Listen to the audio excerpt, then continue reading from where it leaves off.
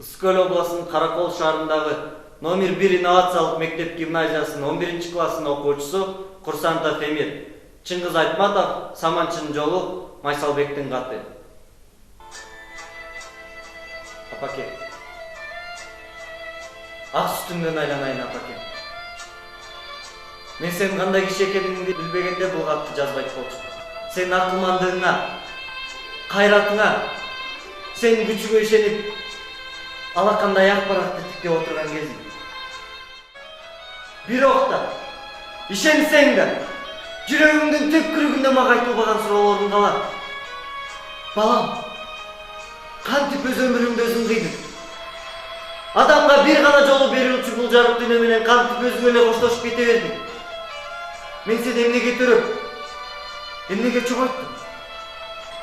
Апаке, 1001 апаке десем да кадырыңа жетер белең түшүнгүн. Бул жөн эле өлүп берүү эмес. Бул жөн эле жанкечтүүлүк эмес. Бул өмүр сүрүүнүн эң бир эбегейсиз түрү. Эгерде мындан ары согуш болбосо, жаңыдан төрөлгөн баланын алаганы ошол мен. Бой жеткинче кыздардын жоодураган көздөрү ошол мен.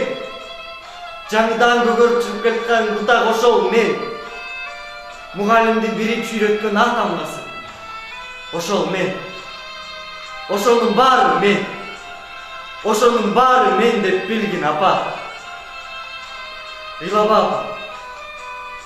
Эч ким ыйламас. Мындай өлүм үчүн эч ким ыйлабас. Кош! Кошту бөлүккө кайры кош! Кош караныңдан айланайын Алатоо! Сенин мугалимиң улуң Субанкулов Майсалбек.